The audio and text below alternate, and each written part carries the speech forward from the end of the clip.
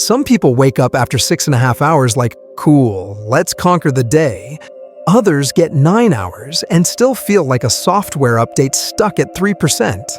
Yet the internet keeps screaming, if you don't get 8 hours every night, your brain will melt, you'll gain 50 kilos, and fail at life. Yeah, that's not exactly how sleep science works. The real problem usually isn't how long you sleep. It's something way sneakier that almost nobody pays attention to. Let's kill the 8 hours or you die myth without becoming those sleep is a scam weirdos on TikTok. Welcome to KnowTopia, where we turn science about your brain, body, and habits into short, actually understandable videos. Today, you'll learn why the 8-hour rule is more marketing than biology, why some people genuinely function better with less or more sleep, and how to find your personal sleep number without buying 5 gadgets. Quick disclaimer before we go deeper. This is educational, not medical advice. If you're constantly exhausted, snoring like a tractor, or worried about your health, talk to a doctor or a sleep specialist, not just a YouTube channel. We've turned 8 hours into a threat. Sleep 8 hours, or your heart, brain, and career will all collapse. Here's what actual sleep researchers say. Most adults do best somewhere around 7 to 9 hours of sleep. Under about 6 hours, the risk of things like heart disease, weight gain, and mood issues goes up. Way over 9 hours on a regular basis can also be associated with health problems. What they don't say is, if you sleep 7 hours and 42 minutes, you are doomed. 8 is not a law of physics. It's just a convenient average that looks nice in a headline. Your brain doesn't care if the number is aesthetically pleasing. It cares whether you're getting enough sleep at roughly the same times, with decent quality, not constant interruption. So no, missing 8 by 30 minutes isn't the end of your life. Relax. When researchers follow huge groups of people for years and compare sleep time with health, they don't find a magic 8 or nothing. They usually find a U-shaped curve. On one side, very short sleep. 5 hours, 4 hours, less than 6 consistently. That's linked to more illness, more burnout, and higher mortality. On the other side, very long sleep. 9, 10, 11 hours regularly. That can also be linked to underlying health issues. The lowest risk, the bottom of the U, tends to sit around 7 to 8 hours for most adults.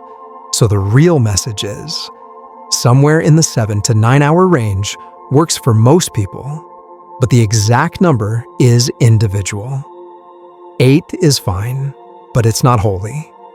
You don't lose IQ points if you slept 7 hours last night. You don't unlock God mode just because you hit exactly 8. Now, here's where it gets controversial. There are people who truly function amazingly on 4 to 6 hours of sleep.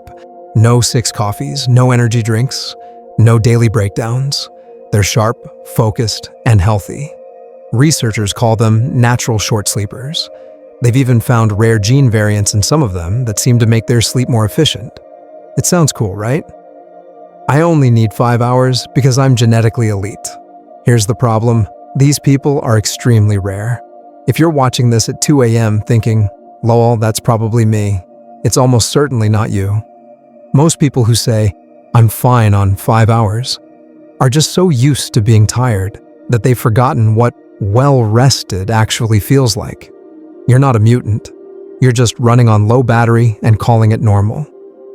2 people can both sleep 7 hours, and one wakes up feeling great, while the other feels like they got hit by an emotional bus. Why?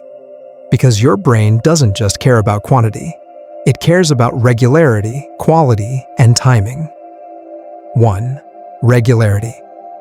If your schedule looks like this: Monday, bed at 11 p.m. Tuesday, bed at 2 a.m. Wednesday, bed at 12:30. Thursday, bed at 3 a.m. You are basically throwing your internal clock into a blender. Even if your weekly average ends up near 8 hours, your body never knows what's going on. Hormones, body temperature, digestion, alertness, all of these run on cycles. If you keep changing the schedule, you never let those cycles stabilize. 2. Quality 7 hours of broken sleep is not the same as 7 hours of solid sleep. If you're waking up to check your phone, sleeping in a bright or noisy room, or dealing with untreated issues like sleep apnea, you're missing the deep and REM stages your brain uses to store memories, regulate emotions, repair your body. You can technically log 8 hours and still feel destroyed if those hours are badly fragmented. 3. Chronotype, your natural clock. Some people are truly morning people. They wake up early and actually like it. Others are night owls who are most alert in the evening. This is partly genetic. If you're a night owl forced into a 5 a.m. wake-up life, you might still clock 8 hours on paper, but your internal clock is not thrilled. So when someone says, "I feel great on 6.5 hours," it might be because their timing, regularity, and quality are all working together. Not because 6.5 is universally perfect. Let's make this practical. Here's a simple experiment to estimate how much sleep you personally need. No expensive trackers required. Step 1. Pick a 2-week window. Choose about 2 weeks where your life is somewhat normal. No dramatic exam week, no huge jet lag if you can avoid it. Step 2. Fix your wake-up time. Pick one wake-up time and stick to it every single day. Yes, weekends too. Your brain loves consistency more than you love the snooze button. Step 3. Let bedtime adjust. For those 2 weeks, go to bed when you feel genuinely sleepy, not just bored. Avoid caffeine for 6 to 8 hours before that. Dim your lights and screens in the last hour. Each day, note roughly when you fell asleep, when you woke up, how you felt 1 to 2 hours after waking. Were you a zombie? Meh?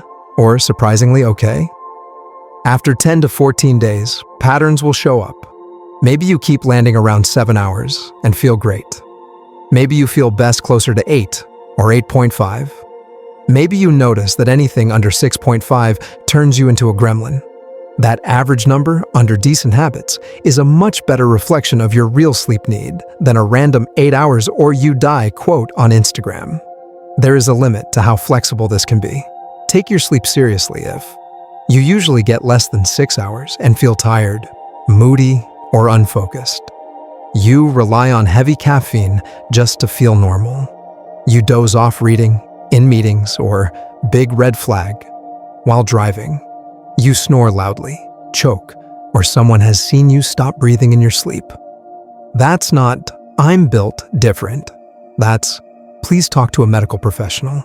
Your body will not send you a polite email when something important is going wrong. So no, you don't have to worship the number 8. What you actually need is enough sleep for your body. For most adults, that's somewhere around 7 to 9 hours. At regular times, your brain can predict. With good quality, not half sleep, half scrolling. Forget the scare tactics, experiment, find your number, then protect it like any other important habit. If you want more short, science-based upgrades for your brain, body, and habits, hit subscribe and stick around. This is KnowTopia.